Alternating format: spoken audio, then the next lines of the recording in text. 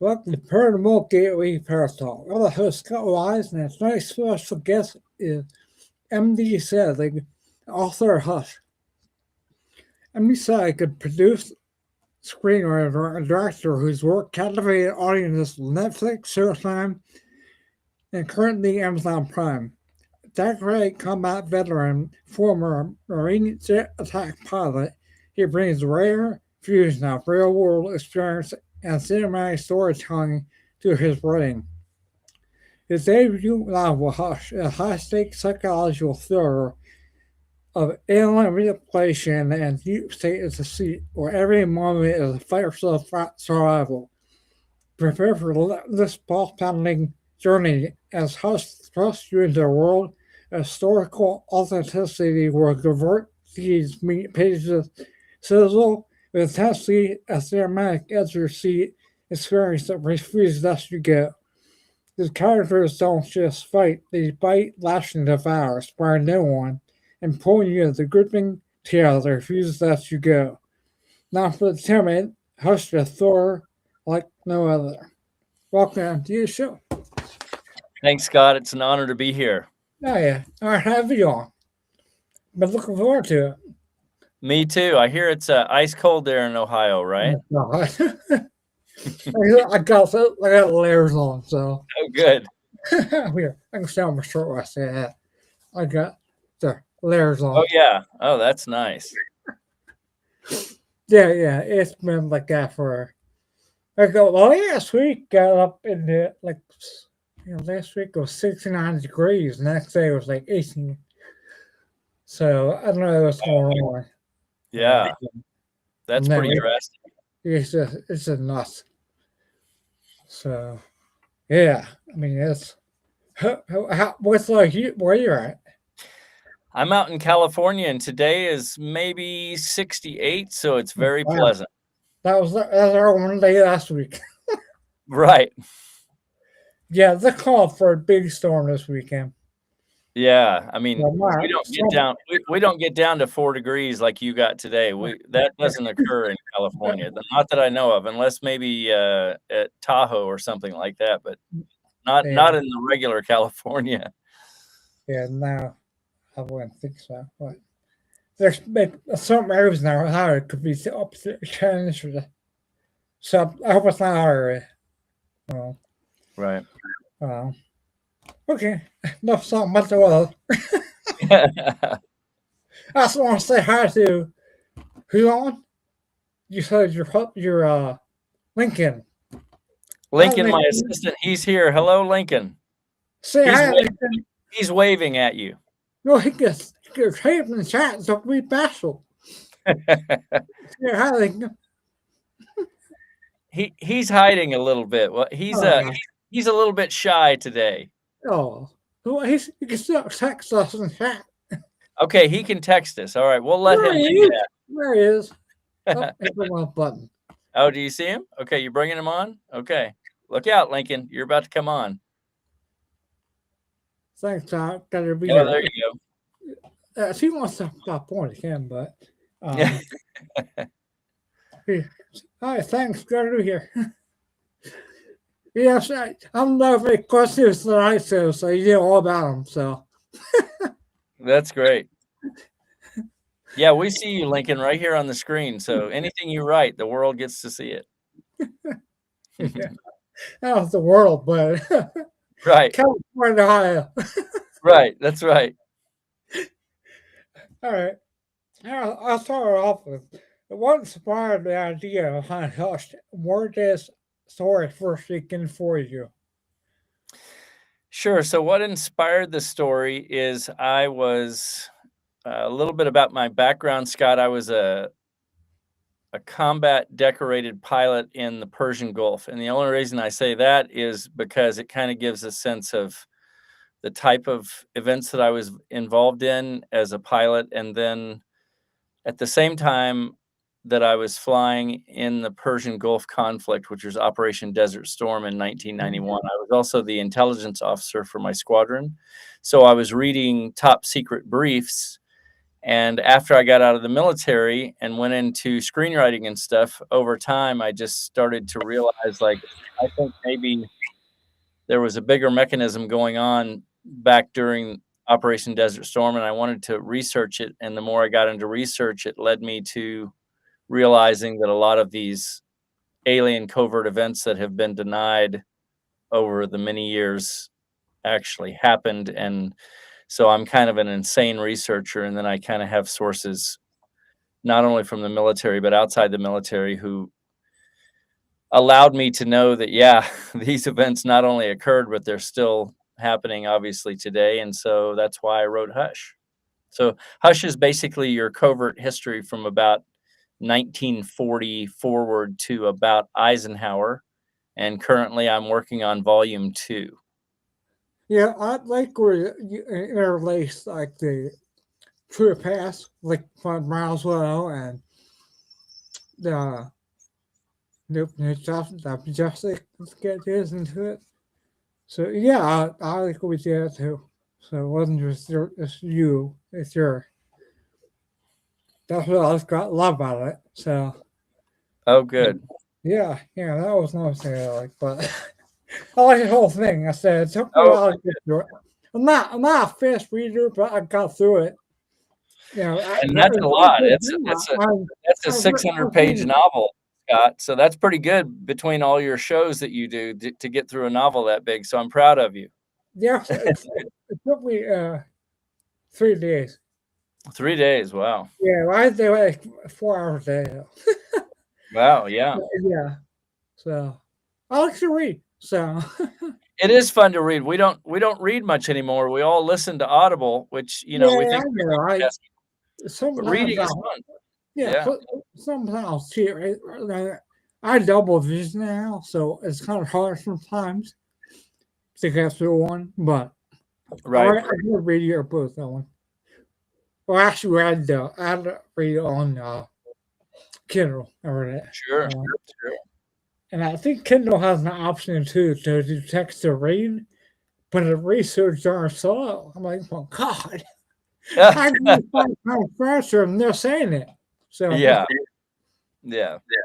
that's why it took me about 8 hours to read your book, probably. Mhm. That's not long, really. I mean, I think most of them novels are 300 pages. I Mhm. think yours was 500. Mhm.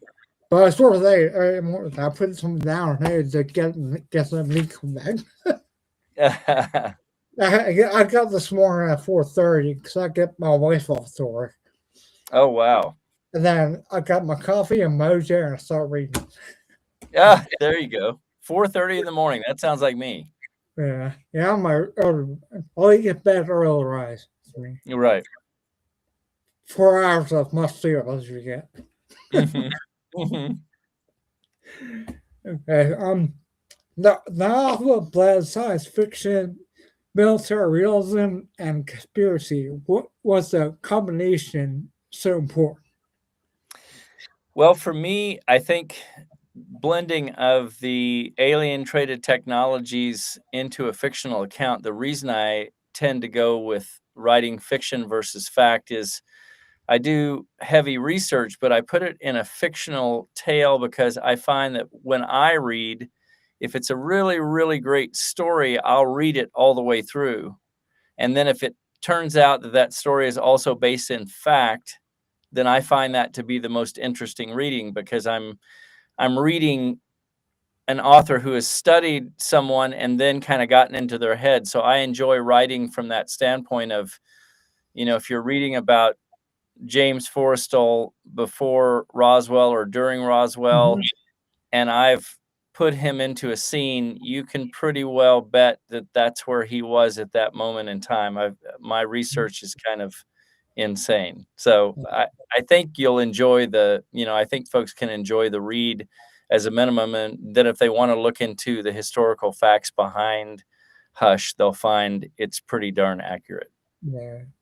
I think again through with Luke.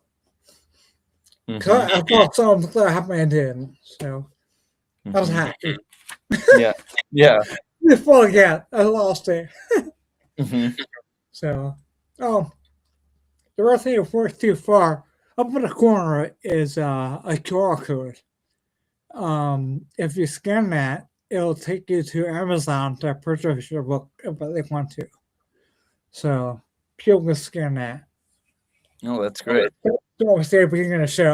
I watch towards I'll post everything too. So right, cool. The opening question of the book asks if the truth the government hides is not of this world. Do you personally think it's possible? Do I think so? Ask the question again, Scott. You said something about not of this world, the camera? Yeah, I mean, the opening question of the book asks the truth the government hides is not of this world. Do you personally think that's possible? I think that there is a lot that is hiding right in plain sight. And I do believe that a lot of the technologies that are available to this small group that I call the cabal are being used daily. And for various reasons, we don't want to see those things. And I try to cover that in Hush, that it can be right in front of you and you're not realizing it's available to you. I'll give you one example. If you listen to the audible of Hush, you're going to hear the MH370 ground calls, which are all Asian in orientation. And when it switches to the first call after takeoff, it becomes an American pilot after that. And there's no more Asian calls. But those calls have been out there since 2014. But no one has ever identified that. And when I heard it clear back then as a pilot, I'm like, that's a completely different voice before takeoff to after takeoff. It was Farika Mead before takeoff doing all the ground calls. And then after takeoff, it's clearly an American pilot. And I just have a sense that there's a lot more of that hiding in plain sight everywhere. But I just think that a lot of times we're programmed not to see it. See, I was all the same thing. I was so fascinated with the UFO thing. I was like, yeah. You want to say Violet kills, what makes her different from typical sci-fi protagonists?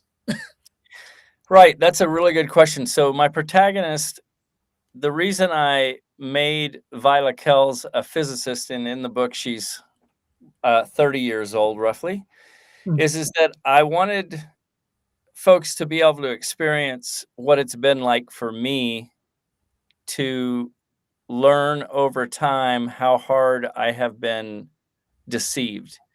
And so Viola has to go through starting out as a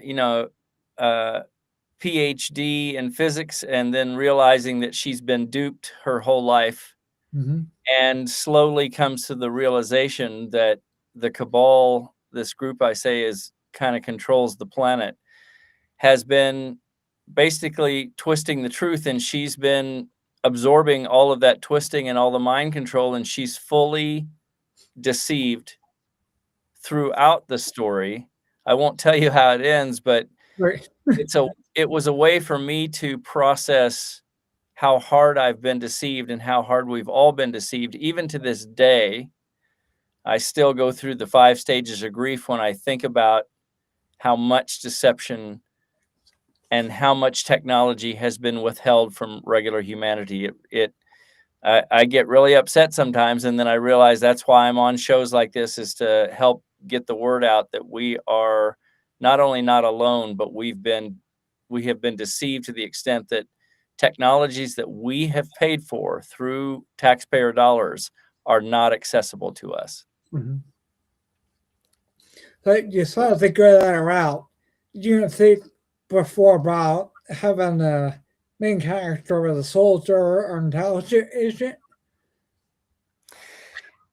I thought about having her as a soldier, but in a way she is a soldier because she has to get into the middle of the action, obviously, throughout the story, and she deals with soldiers in the story, certainly on Navy ships, et cetera, et cetera. So it wasn't as important to have a military soldier. It was more important for me to have her go through the roller coaster of realizing how hard the hoodwink has been happening to her. How much of the real or military procedure influenced the realism of a story?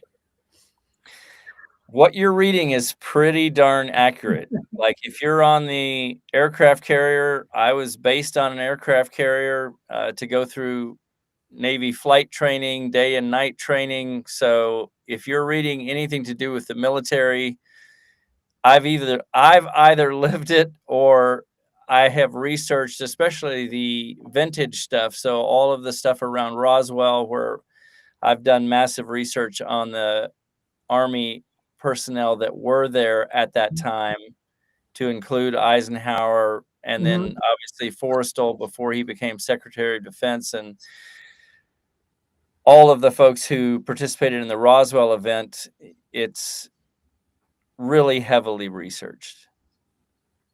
So that's what shaped the turn of your novel, man. Right. Oh, cool. Yeah, I'd love to talk about your time earlier, but I think you should have said about the ask you how your real source if you got that one. Did any of the scenes come directly from moments you witnessed or felt during your service? That's a good question. So certainly anything like when my character is launching off the aircraft carrier in an aircraft, or when she's coming aboard the carrier. Now that's not the same as coming aboard in a single seat or a 2-seat aircraft. She comes aboard on a cod and departs on a cod, but you have other characters in the story who are launching in F-18s, and so all of that stuff is based on my actual experiences. All of the flying in the story is based on my actual flight experiences of, what it's like to fly a high performance weapons platform. And certainly all of that is in the story. And then also the Stearman biplane. I have quite a few hours in the Stearman biplane. So you're getting my view of what it's like to fly those aircraft. I would love to get one of those. I know, right? It'd be nice to have a Stearman biplane, right? So how many G's do you do in that thing? Well, in an A6 intruder, you can pull 6 Gs in your kind of best rate of turn. So the A6 intruder is not known as a fighter aircraft; it's an attack jet. But let's say in most aircraft, even today, because of the human constrictions, in the sense of we can only take so many Gs. So most fighter pilots, if they're actually going to do a dogfight, the jet itself, like an F-35 or any one of the new jets, including even an older F-16, they can do well over 6 Gs. So the F-18 can do up to 9 Gs probably, if not more, but you wouldn't want to hold that very long because you'd pass out. You just a sustained 6G turn usually gives most aircraft their best turn radius, and you want to turn inside of another aircraft. So if you pull 9 Gs for a second, yes, you can make a tighter turn, but you also take the chance on blacking out in the cockpit because you just can't sustain that. You can't keep the blood in your head. So when you hear about pilots passing out and crashing, especially in fighter aircraft, it often is found in the post report that, you know, the pilot just pulled too many G's and knocked themselves out. So yeah. During your testing, did you do that thing that spins around? You mean, did I? What's that? Something like last idiot or something weird with that thing. Well, do you sit in? You mean when I was doing the training? Yeah. Yeah. So all pilots that are Marine pilots like me have to go through Navy jet training, and all of the stuff that you go through, everybody does the same thing. So all of the training that you've heard about as far as flight training is generally the same if you become a jet pilot. If you become a helicopter pilot, obviously it's a different set of rules after you leave kind of the beginning of your flight training. After the first 6 months, they decide whether you're going to be a jet pilot or a helicopter pilot or a propeller pilot, like a C-130 pilot.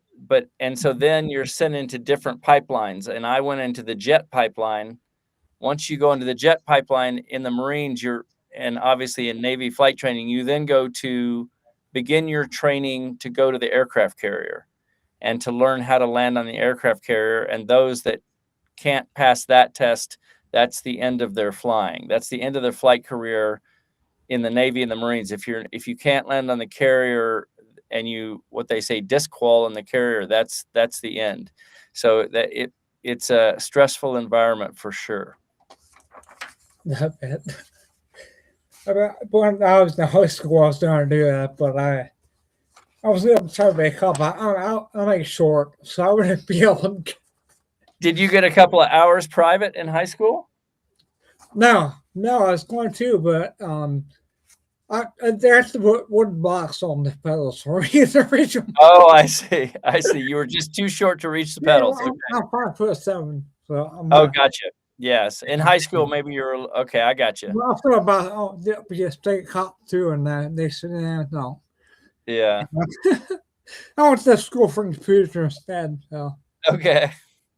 Yeah, I'll do that instead. It's so embarrassing. The idea of a secret agreements between humans and extraterrestrials is popular in conspiracy lore. What research did you draw from those two? Yeah, so the alien traded technologies that we've been working with since 1947 has to do also with agreements that we made with some malevolent races. In our case, the Draco reptilians, the Greys, the Blondes, several other races as well. But primarily, we had to sign a contract, and I will cover this in Hush Volume 2, but Eisenhower did not sign the Greada Treaty. He had it signed behind his back by the Majestic 12, basically General Twining at the time, signed the contract with the alien races to say, look, we will take some of your alien traded technology for what you want. In this case, it happened to be the agreement that we would allow them to abduct as many humans as they wanted. And when Eisenhower found out about that later, he was really upset, but the contract had already been signed, and that becomes a factor later on. One in there, bro. Yeah. Mm-hmm. Yeah, cool. All right. The alien defector character is unforgettable. How did the idea come to you? To having one of my characters be an alien? Defector. Yeah. So I think the thing for me is there's a lot of kind of volumes of research on an alien ambassador that we call Sedimus, who was in communication. He basically came on the Aztec Mexico ship of 1949. I think it was May of 1949 or maybe March. You have to look that up again. It's been a few months since I wrote those passages, Hmm. but he basically was in a cryogenic state. So he was frozen, and Oppenheimer and Vannevar Bush, who was head of the scientific team, as well as Detlav Bronk, all of those folks took Sedimus while he was still in a frozen state. They decided there were several individuals on that ship, which had crash landed in Aztec, New Mexico, up on the mesa at Hart Canyon. And basically, they decided it would be safer to try to unthaw these individuals. They knew they were alive in their iced state. So it was the first obvious time that any human scientist had dealt with such an event. But they took him to Los Alamos, and they successfully revived, I believe, 3 of the 5 that they had left. The other 2 died during the regeneration, or basically the reanimation. But Sedimus not only survived, but then eventually is taken to a hidden base in Vermont, and he meets with Eisenhower, Truman, Forrestal, all of the top folks in the Truman administration. He does many interviews, and he basically reiterates that he's not allowed to break the prime directive, which means that he told them at the time, I can speak with you and I can tell you all about my civilization and my planet and my technology, but I can't teach you about my technology. I cannot evolve your race on any level. So if you'll agree to that, I'll tell you whatever I can tell you. And so there is, I believe, 700 pages of interviews with him. Wow. And so that character Sedimus, which in the show in Hush, you'll find him as Swizzle, but then later is called Sedimus by his supposed real name. He is based on the real Sedimus. Oh, yeah. That's right. And I was wondering how he learned a language. Right. That's a really good question, Scott. So from what I understand, and again, this is my research of listening to a million folks who've been abducted, and from secret space program personnel who are out there who get talked to telepathically, my understanding is that advanced alien races who are going to do telepathy with you are actually just talking to your language center. And so if you speak Indian, you're going to hear yourself speaking Indian. So if they say, hey, Jack, how's it going? You're going to hear yourself say, hey, Jack, how's it going? Oh, yeah. It's they're sending a signal to your actual language center. So it doesn't matter what language the human speaks, if it's English or Indian or Chinese or whatever, they're going to hear in their own language, in their own voice. And that's just the way it's done throughout the multiverse, from what I understand. So you think if the other aliens live, they could do the same thing as him? Yes. Okay. So would he be considered a bastard then? Or not? Would he be considered a what, Scott? A bastard? He was considered an ambassador, and the reason is because it was the first situation where Truman realized we have an individual who is about to be reanimated, and we need information, and he is clearly an alien because I should say an ET. He's clearly an ET who came on a ship that landed on its own under intelligent power. Both of the ET pilots at the controls had died during the landing, because when the ship was finally opened and some American military personnel entered, as well as some oil workers at the time at Hart Canyon there on the mesa in Aztec, New Mexico, they could see that the 2 pilots at the controls were deceased. But the amazing thing is that particular, you can call it a UFO, I call it a living conveyance. That living conveyance landed itself without any control. Unbelievable. That's the technology of advanced civilizations, that what we call a living conveyance means that those ET pilots can put their hands in some imprints on the console, and they are brainwave connected to the ship. It's half biological, half machine. It's made with nuclear molecular nanotechnology. The whole ship is cast in one deal like a candle, like all in one shot, and it is completely alive. Pretty amazing. Yeah. We're getting there. We get cars that drive themselves and parking too. That's right. Tesla is moving us forward, right? Yeah. Won't be long before they're on their own out in the world, and we'll just see cars out there having fun, right? I'd rather be in the air like those Cessnas. Right. Right. That's funny. The book suggests a hidden war happening alongside our everyday life. Do you think people can sense that?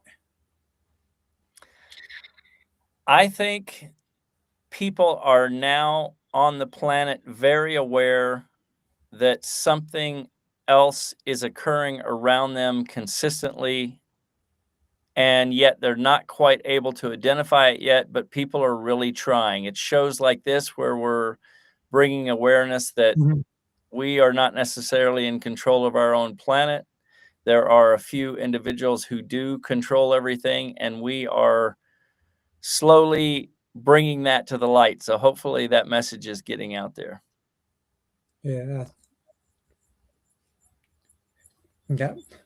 I was there too. I try to spread around.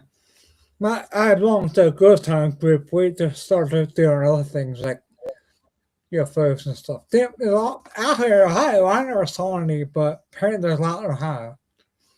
Well, that's because my passenger Air Force Base is on the roof of me. Okay. Yeah. Hey, but you haven't seen any? No, I don't get out much, especially at school. Yeah.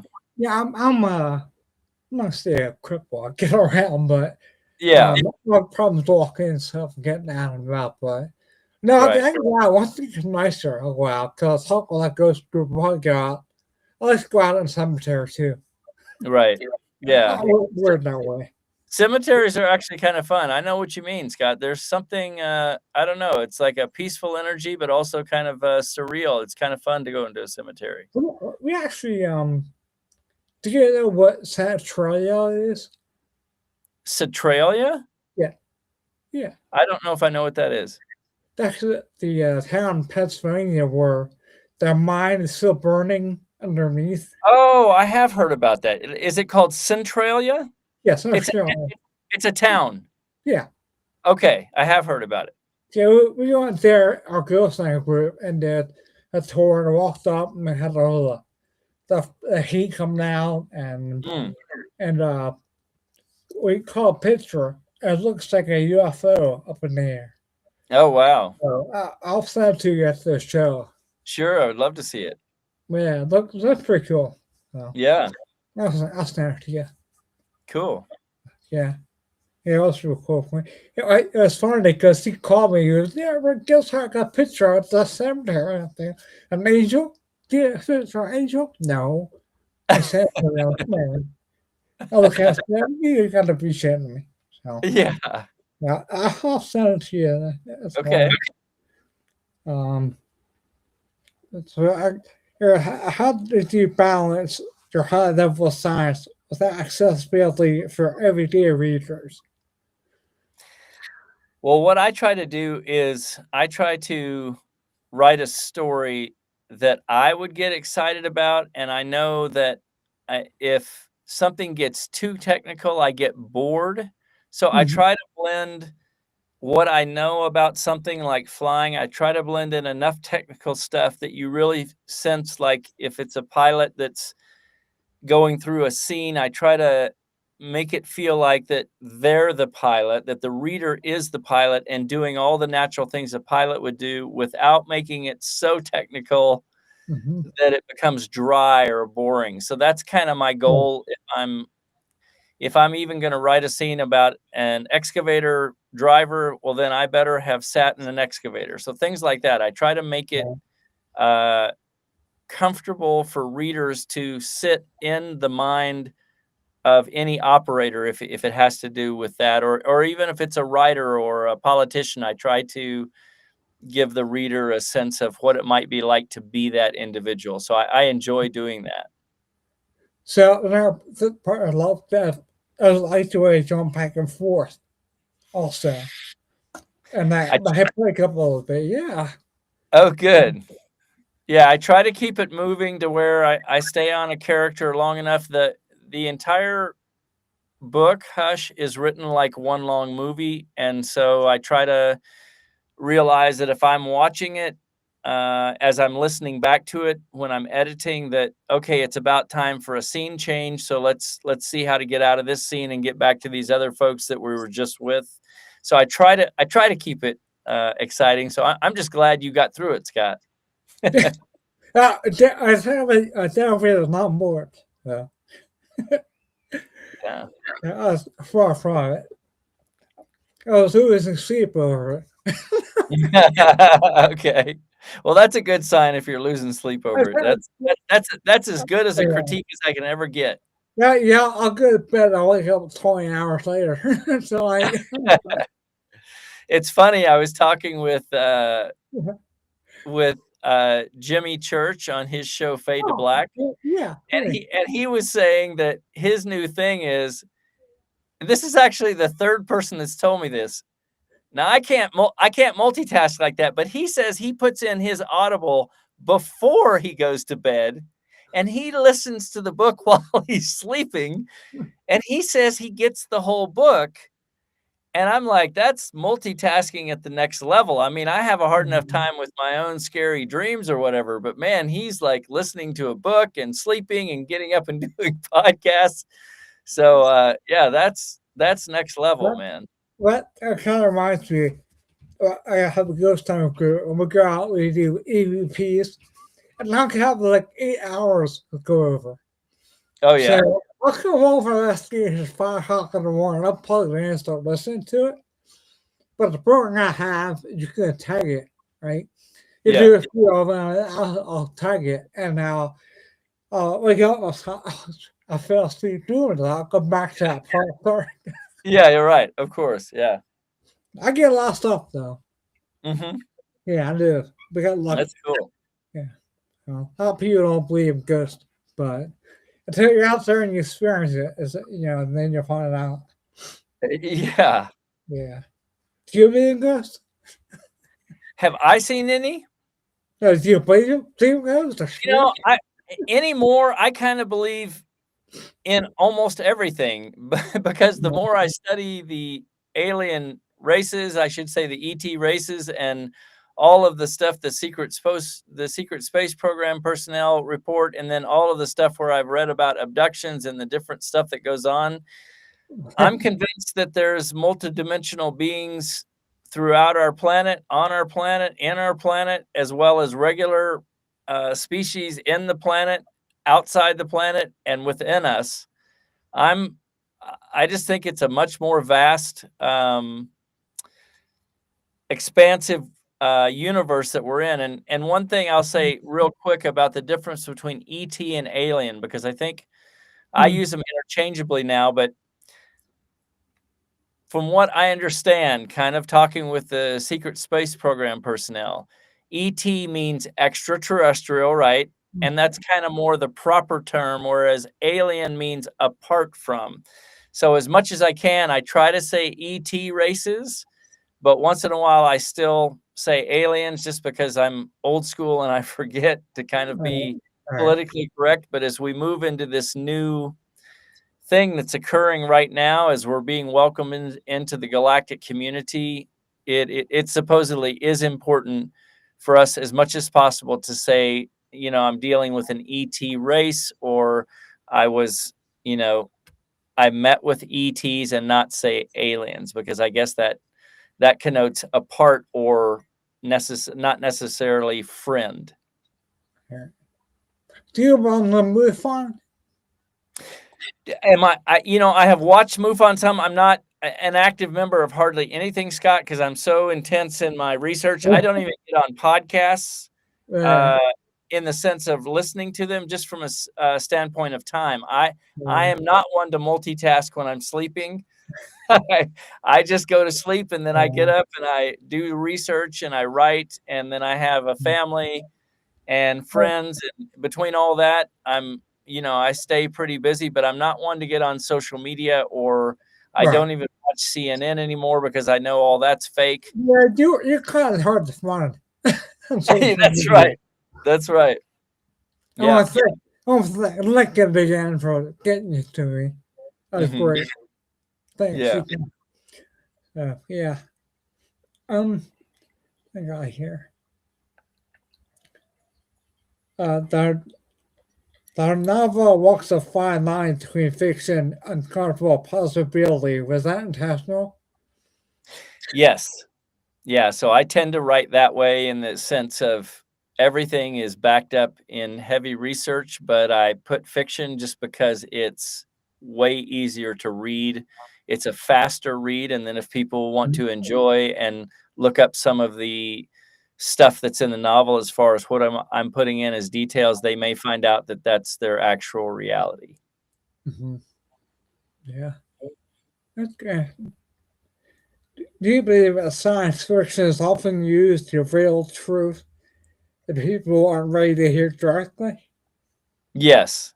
And Hush is a good example of it, as well as all your favorite movies, from Star Wars to Close Encounters of the Third Kind. I can promise you those individuals did not write those stories. Spielberg did not write Close Encounters of the Third Kind in a long weekend. It doesn't happen. Being a screenwriter, I can absolutely assure you that was given to him. I can absolutely assure you Star Wars was given to George Lucas. You don't write something like that that's so close to the actual facts of what's in space. That film script is over locked in a vault somewhere too. You know that. Exactly. Yeah. But yes, to answer your question, science fiction is used often to kind of do what I call soft disclosure, or limited hangout, where they give you a hint of what's really out there, but they're not going to acknowledge it by calling it fact. Right. Yeah, I'm surprised you just told me that. I know that about George Lucas. Wow. Mm-hmm. Okay. Mm-hmm. Now 3 people know that's on there. So. Awesome. The conspiracy elements feel disturbingly plausible. How close to reality did you want them to feel? Well, throughout Hush, I'm trying to put out what I know to be, at least in my research and my sources, to be your actual reality. Now, again, that's my take on it. You can read it any way you want. My main thing is, story is number one. So if you can get through the book and have fun with it, great. And like I said, if you want to look up any of this stuff as maybe being your actual reality, you may find that that's the case. Do you do any consulting with physicists or science advisors while doing the book? I don't do any consulting. I'm not that level of an expert. I am more of a researcher.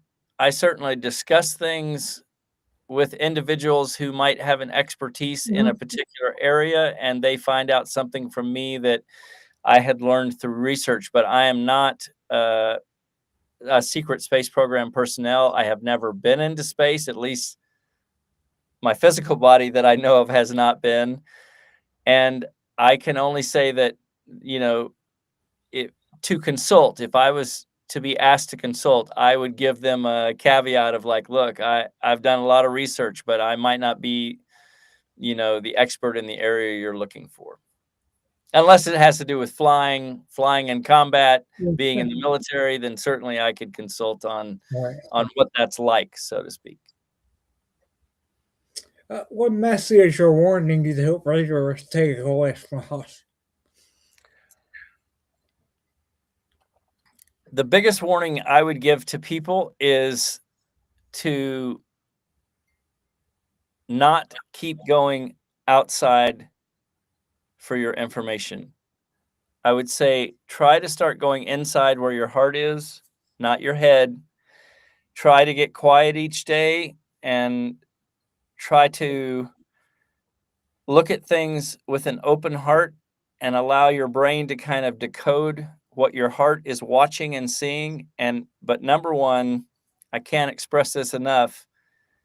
The mind control that has had all of us wrapped up comes through media. So CNN, Facebook, Instagram, and I will promise you, and I get on those platforms once in a while because of having to do social media once in a while. But even when I get on there, I'm like, man, this is all fear-based stuff, which is what it's been on forever. CNN is all fear-based. And as far as I can tell, Scott, none of it is accurate. And what I'm saying is, don't really start by CNN. Yeah. Don't. So the warning I would say is, I'm warning folks that if you keep going out to find your home, that's going to lead you astray. If you keep looking out for something to distract you, your superpower is here, opening your heart. This is where humans are going to step forward as multidimensional beings, and that's occurring now. And I highly recommend, like, just get quiet for 5 minutes a day, open your heart, and watch how it.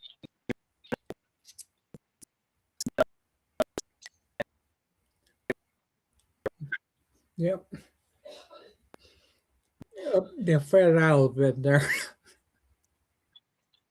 Okay. Are we back? Okay. Yeah. You're back. Okay. So I got a little interference there, but I think we got your answer. Sure. Your background as a filmmaker is clear and the pace. Did you visualize this as a movie while you're writing?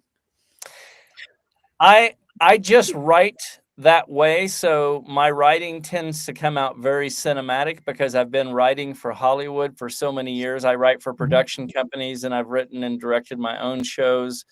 So I just tend to write that way. All of the writing that I did on Hush, it just feels like one long series or screenplay or whatever, because I have to write visually. That's just the way I am.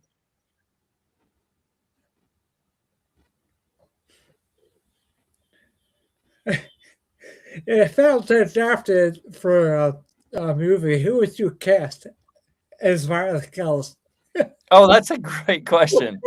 Well, one of my favorites, one of my all-time favorites back in the day would have been Meryl Streep, but like a new favorite, really it wouldn't matter. Any tough, sensible, super bright chick who's vulnerable, and it doesn't matter what race, as long as they're roughly 30 years old and they can play a rising PhD who feels like she's been taken on a ride. But I don't specifically think of any actress per se. And generally what I've learned, Scott, with Hollywood, if they pick up this story as a series, I'll probably have very little to do with casting or anything. I'll just enjoy the show however they do it, and that'll be fun. Let's say I don't know, get too nosy. Have you approached her yet for that? I haven't been approached directly. I have certainly a lot of folks who've said, oh my gosh, this reads like a movie. I see this happening, blah, blah, blah. So, we'll see. I think it certainly has the bones to be a really strong series, and to get, the only reason I say that is I think it would also be fun to watch the Hootable series. Right. The host. There you go. Mm-hmm. That'd be awesome. Yeah. What reader feedback surprised you most so far?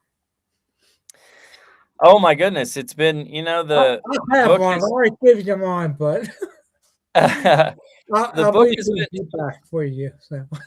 Oh, okay. Yeah, the book has been getting amazing reviews. It's become an international bestseller. So certainly on Amazon, you can read the reviews. They're all amazing. And people seem to understand on some level that even though they're reading a fictional story, they may be reading truth. And I think that's what also draws them to the story, is because on certain levels they realize, oh, he's not pulling any punches here. This is actually what's around us. All right, now you might have mentioned this already, but is Hush a standalone novel, or does this world continue? No, this world continues. So I call Hush a Covert Evil Volume 1, and Hush a Covert Evil Volume 2 is being written right now. Cool. And the time frame? You know, that's a really good question, Scott. That has a lot to do with how fast I write and how many podcasts I'm doing, and and all of that fun stuff with a book tour coming up. So, but I'm hopeful. Where are you on that? You could be writing. Right. Yeah. So I don't use any AI or anything to write. So I'm guessing, you know, generally a 600-page novel is probably going to take me, you know, a year and a half, 2 years. This may come out a little faster because now I'm a little more certain of my writing style, and I certainly love writing. So I'm hopeful, you know, a year and a half from now, you'll be seeing Volume 2 out, and hopefully it'll be 600 pages And as also, well. also a show. What's that? And maybe a show too. Yeah. Oh, well, you know, if that occurs, great. That'll help me write some more. Yeah, there you go. There you go. Yeah. That's awesome. International bestseller. That's awesome. Oh, thank you. So, what advice you would give aspiring writers who want to blend realism with speculative fiction? Man, I tell you, I would tell any writer that there's no such thing as writer's block. There is only research to be done, or write a different character in your story, but don't stop writing. Yeah, That's what I would tell them. Just keep writing yeah, and piece it together. It'll work, but don't stop writing. There is no, I don't believe in writer's block. When I get what people would say, oh, you can't write for a week or so. No, I can research, and I can write about my research and write a little scene about that. And I can research a different character, and I can take an oblique angle on the same story. And even if I never use that hunk of story, I'm writing. And it's that writing, that constant writing, to stay with it. Not only is it fun, but you develop things in your storytelling that occur when you write. So all I say is keep writing. There's no such thing as writer's block. I don't believe in it. right. I gotta get back to it. Scott, we want to see your book. By God, you got to get with it. Yeah, I'm slacking. So That's right. yeah, I gotta get back on it. I'm gonna be taking a break by March and April. Oh, so good. I'll get back on. I'm like 3/4 way through so far. Oh, great. That's great. I look forward to reading it. Yeah, it's getting there. So, I got on. Finally, if the truth is really hidden in plain sight, what should humanity be paying closer attention to? Humanity should be paying closer attention to your heart. And the reason I say that is the truth that is hiding in plain sight.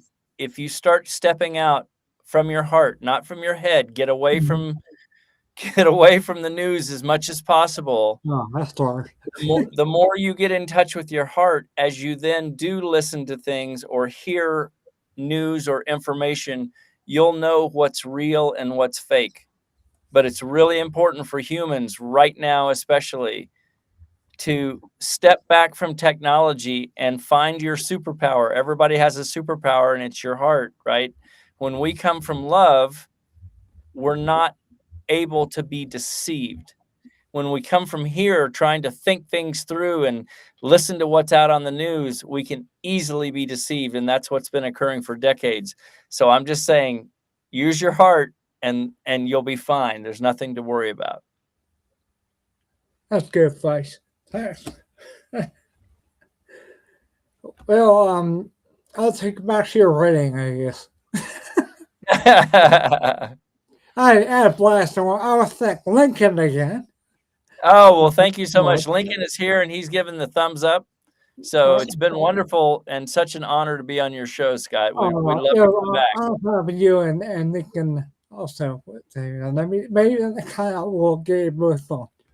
You bet. If he's not too shy. He's not too shy.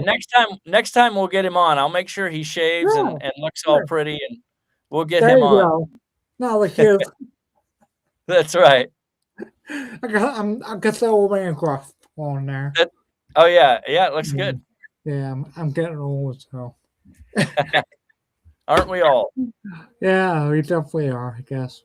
So, all right. Until next time, I'll just keep in touch. All the info will be in here at the show.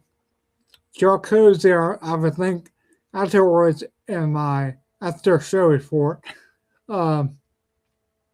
Link to Amazon to your book, and also I'll have it'll be on Spotify also. That's wonderful, Scott. It's been a great honor to be on your show. We look forward to it. Yep. Same to you. Hope you gentlemen have a good evening, and I'll catch you later. Take care. Thanks so much. Bye-bye.